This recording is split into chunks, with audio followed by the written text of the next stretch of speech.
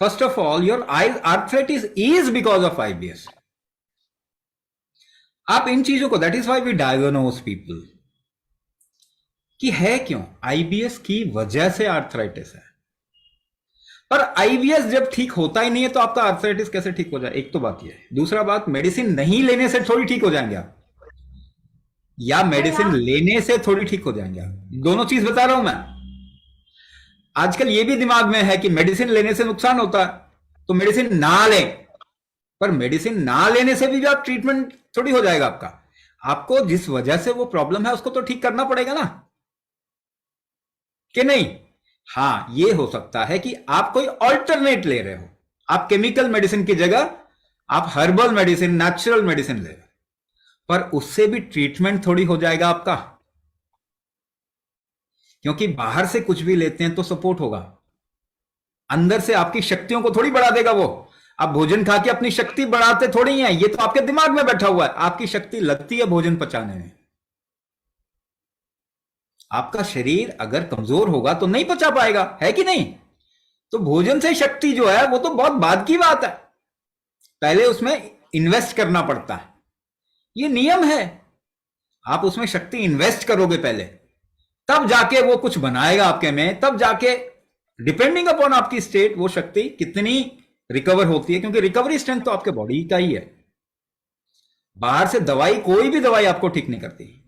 ठीक कौन करता है? उसकी वजह से अगर बॉडी ज्यादा अपनी रिकवरी स्ट्रेंथ लगा पाए तो शरीर ही ठीक करता है, और कोई चीज ठीक नहीं करती। ये आपके दिमाग में बैठा हुआ है कि दवाई ठीक करती, दवाई कोई ठीक नहीं करती, नहीं तो ठीक हो जाते इतने लोग। अब क्या वो नेचुरल दवाई ठीक करेगी? नेचुरल दवाई भी तभी ठीक करेगी जब आपका रिकवरी स्ट्रेंथ स्ट्रांग होगा। कोई भी दवाई ठीक नहीं करती। हाँ, लेकिन ये है कि केमिकल की वजह नुकसान कम होगा आपका शरीर का, नेचुरल लोगे तो, आयुर्वेदिक दवाई लोगे तो, कम से कम इतना तो है ना? मगर फिर भी आपको ये समझना चाहिए कि इससे आपका fundamental strength of the body बढ़ नहीं पाएगा जब तक आप डायरेक्टली काम नहीं करेंगे। ठीक है? तो एक चीज के आपको थोड़ा शरीर की तरफ में काम करना ही पड़ेगा। आईबीएस ठीक कर सकते हैं क्या आप? क्वेश्चन क्या है? आईबीएस ठीक कर सकते हैं? थोड़ा टेक्निकल होके बताऊं, क्योंकि ये ऐसा लग रहा है जैसे यूनिवर्सिटी की क्लास है, आप लोग सवाल करते जा रहे हो और मैं जवाब देता जा रहा हूं। मगर आपको मैं सच बताता हूं, कितने भी ज्ञानी हो जाएं ठीक नहीं हो पाएंगे। ज्ञान होने से ठीक नहीं होता, काम करने से ठीक होता है। आपके शरीर पे काम करेंगे तो ठीक हो जाएंगे, चाहे आपको ज्ञान है चाहे नहीं है। सही तरीके से काम करेंगे तो ठीक हो जाएगा। तो आपको थोड़ा टेक्निकल होके बताता हूं।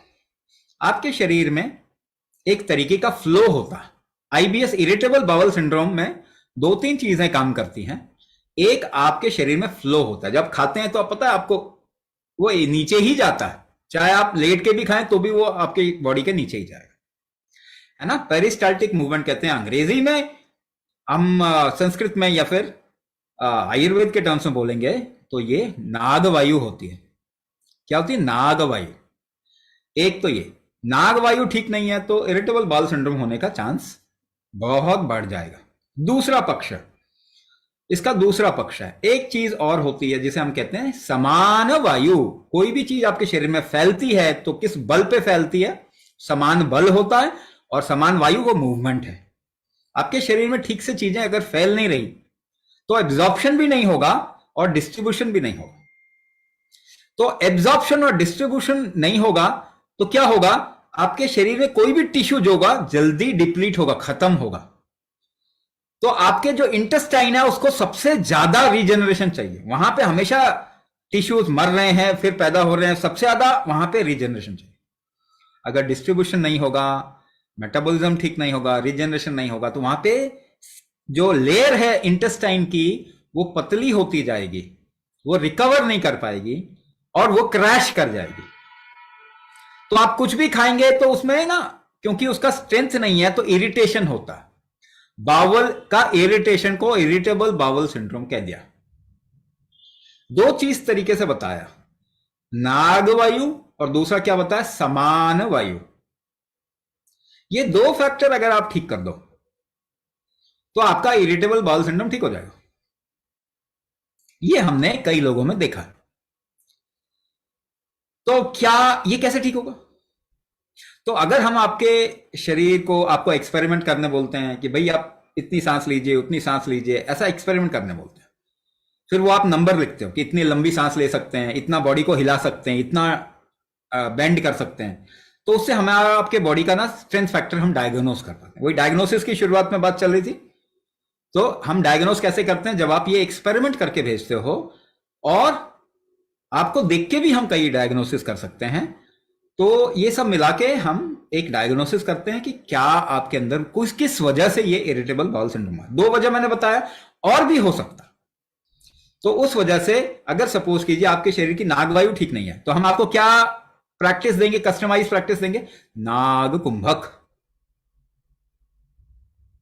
जब वो करेंगे तो इरिटेबल बाउल सिंड्रोम ठीक हो जाएगा। इसीलिए जब एक्सपेरिमेंट करने बोलते हैं आपके शरीर के सांस के साथ में, तो वो आप डायग्नोसिस फॉर्म में डालते हो, उसको एनालाइज करके हम आपका डायग्नोसिस करते हैं किस वजह से हो रहा है, और वो पर्टिकुलर प्रैक्टिस या आपके पूरे मॉड्यूल को कस्टमाइज किया जाता है उसी डायरेक्शन में, उसी तरफ। फिर आपका इरिटेबल बाउल सिंड्रोम ठीक होगा। इरिटेबल बाउल सिंड्रोम ठीक होगा तो आपकी इन्फ्लेमेटरी कंडीशन बॉडी की ठीक होगी। इन्फ्लेमेटरी कंडीशन ठीक होगा तो आपके आर्थराइटिस से जो प्रॉब्लम आ रही है वो नीचे कम हो जाएगी, और over a period of time, कुछ समय के हिसाब से, आप बिल्कुल आर्थराइटिस कंडीशन बिल्कुल चली जाएगी। हाँ, ये ऑब्जर्वेशन, ये मेरी अपनी बॉडी पे भी ऑब्जर्वेशन है, और ये हमने और लोगों के ऊपर भी ये ऑब्जर्वेशन देखा है।